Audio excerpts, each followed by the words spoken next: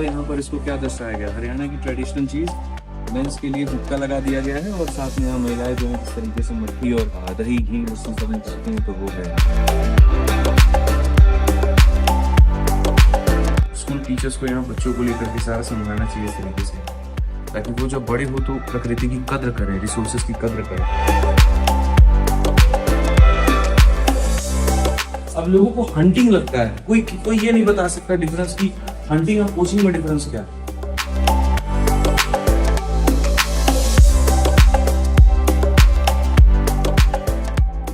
ये मोरनी फोर्ट है हरियाणा में पूरे हरियाणा में सिर्फ एक ही ऐसा है जो हिल स्टेशन है, वो है मोरनी हिल्स, और जो शिवालिक रेंजेस में आता है।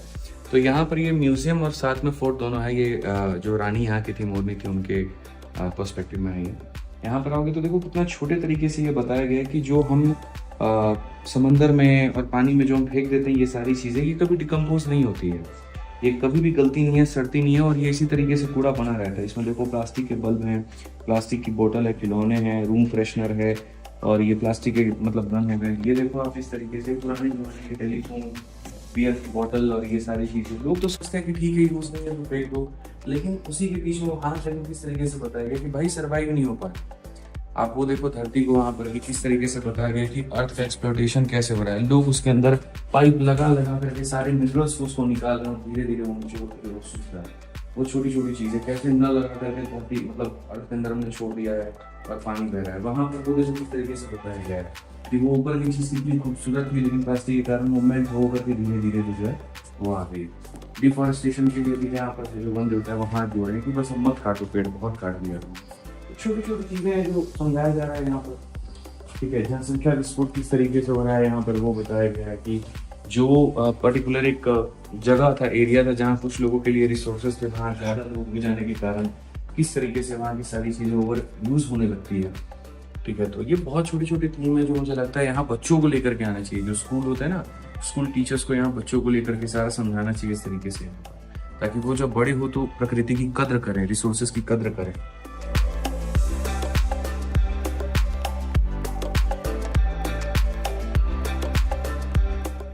फंड दिया और फंड देकर के इसका पूरा रिनोवेशन करवाया, और उस समय में मोरनी मुरलीपुर में यहाँ की रानी थी, यहाँ की जो रानी थी उसका नाम था मोरनी। पूरा सर्च करो और देखो उसकी बात से उस चीज को कैसे लोग डेवलप करके क्या बना दिया, दिख रहा है। ये भी अच्छी चीज, ये सब चीजें बड़ी अच्छी लगती हैं। देखो तुम लोगों को कैसा लग रहा है मुझे नहीं पता, बट एक ऐसी जगह जहाँ तुम्हारे मोबाइल के नेटवर्क ना हो, एक ऐसी जगह जहाँ पर तुम सुकून हो, तुम सीखो, कुछ नया सीखो। अब लोगों को हंटिंग लगता है, कोई ये नहीं बता सकता डिफरेंस की हंटिंग और पोचिंग में डिफरेंस क्या है। बता करके दिखाओ हंटिंग और पोचिंग क्या होता है, कमेंट में बताओ difference between hunting and poaching. बताओ यहाँ पर इसको क्या दर्शाया गया? हरियाणा की ट्रेडिशनल चीज मेंस के लिए हुक्का लगा दिया गया है और साथ में यहाँ महिलाएं जो है जिस तरीके से मट्ठी और दही घी लस्सी सब निकालती हैं, तो वो है यहाँ पर। ये ट्रेडिशनल है पूरा। सबसे मुझे बढ़िया यहाँ पर ये लगा कि देखो बच्चों को मैं क्यों कह रहा हूँ लेकर के आने के लिए, जब तुम लाओगे ना तो उनको समझा पाओगे प्रकृति का अर्थ क्या है, नेचुरल रिसोर्स का अर्थ क्या है, किस तरीके से लोग उसको एक्सप्लॉइट करते हैं, कैसे उसको वेस्ट करते हैं। अब देखो विनाश की ओर इंसान किस तरीके से जा रहा है, ठीक है। जहाँ पर जानवर थे सब था, उस तरीके से बंदूक से मारना शुरू किया, ठीक है। और धीरे धीरे करके हवाई जहाज, बिल्डिंग और सारी चीजें आते आते जो प्रकृति का नेचुरल खूबसूरती था वो खत्म हो गया। आज के समय देखो लोगों के पास बहुत पैसा है, आलीशान शहर में रहते हैं, 100 करोड़ के अपार्टमेंट में लोग रहते हैं, लेकिन उसके बाद भी जब उनका वीकेंड आता है तो वो यहाँ पर हरिद्वार, ऋषिकेश, शिमला, मनाली ऐसी जगहों पर जाते हैं। क्यों जाते हैं? क्योंकि वहाँ पोल्यूशन नहीं है। 2 दिन के लिए ही सही, लेकिन कम से कम वहाँ पर ये रहे कि शांति मिले, सुकून मिले, पहाड़ों में जाएं, ग्रीनरी मिले, हरियाली मिले। इस हरियाली को खत्म करके तुमने शहर बना दिया, अब शहर से इस हरियाली की तरफ भागते हो। कितना उल्टा लॉजिक चल रहा है बताओ। कमाने के होड़ में अपार्टमेंट में चले गए, अब ज्यादा कमा लिया तो वापस तुम्हें गाँव चाहिए, वापस तुम्हें गाँव में जा करके वहीं देसी रोटी खानी है। तो इसका विनाशकारी करने के जिम्मेदार हम सभी लोग हैं। अगर अभी से भी हम बचाना शुरू करें तो बहुत कुछ बच सकता है। लॉकडाउन में देखो हफ्ते भर 10 दिन भर पूरा जो है सब कुछ सिस्टम बंद था, तो नालों में भी साफ पानी आना शुरू हो गया था, नालों में मछलियां देखने को मिली थी, ठीक है।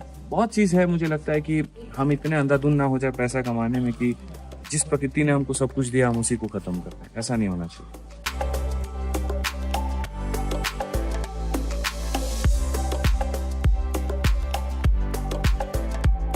यहाँ पर ये बताया गया है कि एक इकोसिस्टम के अंदर में हर जीव जंतु का अपना कितना रोल होता है, कितना महत्व होता है और हर किसी का होना बहुत जरूरी है।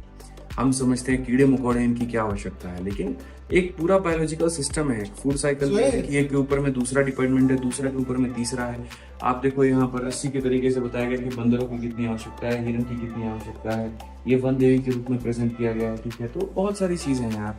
ठीक है, नेचर में सबका होना बहुत जरूरी है, कोई एक भी मिस होता है तो फिर पूरा सिस्टम ही बिगड़ जाता है। आप लोगों से इतना कहेंगे, अपने जीवन काल में धर्म में छोटी चीज दिखाते हैं, अपने जीवन काल में कम से कम इतना मन में ठान लो कि पहले तो तुम अपने हाथ से कभी पेड़ ना काटो, और दूसरी बात यहाँ पर जितना हो सकता है अपने जन्मदिन पे या बाकी कोई घर में कोई इंपॉर्टेंट सेलिब्रेशन है तो वृक्षारोपण करो, डिफॉरेस्टेशन मत करो, वहाँ पे पेड़ लगाओ, प्लांटिंग करो, वहाँ पे एक लोगों को सिंबॉलिक दो वहाँ पर कि हाँ भाई ठीक है, अगर आज हमने पेड़ नहीं लगाया तो आने वाली पीढ़ी सबसे ज्यादा गर्त में जिएगी, वो बहुत नुकसान है, बहुत नुकसान है।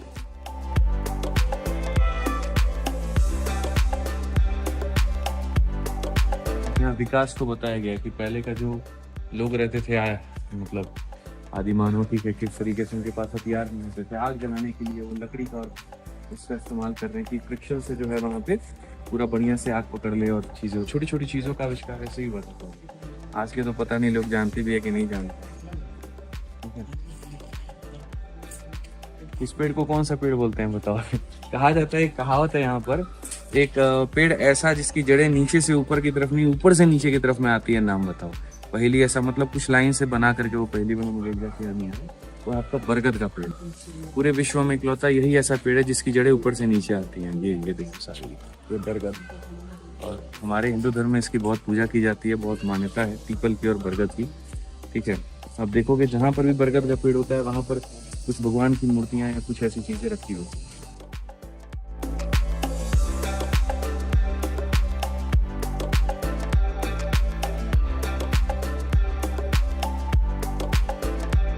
यहाँ पर इस स्लाइड के अंदर में ये बताया गया कि पिछले 40 सालों के अंदर में हमने लगभग 50% वाइल्ड लाइफ जो है प्रजाति खो।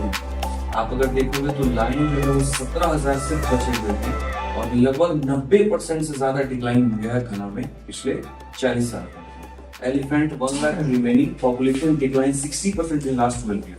पिछले 12 साल के अंदर में 60% से ज्यादा जो है हाथी यहाँ पर मारे जा चुके हैं, खत्म हो चुके हैं। टोटल की अगर हम बात करें तो यहाँ पे सिर्फ 10,000 जो है यहाँ पर कछुए मौजूद है, और 95% से ज्यादा टोटल खत्म हो चुका है। इसी तरीके से अगर आप देखोगे सी व्हेल में वो 50% से ज्यादा डिक्लाइन है, हेक्टस डॉल्फिन में 50% से ज्यादा है। ठीक है, गंगा में कहा भी जाता है कि डॉल्फिन जो है वो ज्यादा पाई जाती है, लेकिन अब वो भी बहुत कम हो गया है। ऐसे ही धीरे धीरे सारी चिड़ियां जो है, गौरैया तो अब आप देखो विलुप्त होने के कगार पे, एक्सटिंक्ट स्पीसीज के अंदर में इसको ला जाना अभी। ठीक है, तो ये है, मतलब मुझे ऐसा हमेशा लगता है कि इतना तेजी में विकास हम ना करें यहाँ पर कि जो है पीछे जिन चीजों से बन करके यहाँ पर वही छूट जाए, वही खत्म हो जाए। ये नहीं, कभी नहीं होता। ऐसी जगहों पर घूमिए, बच्चों को प्रेरित करिए, आने वाले जनरेशंस को ये बताइए कि कितना जरूरी है इन सभी चीजों का होना, नहीं तो आप भी नहीं, खत्म हो जाएगा।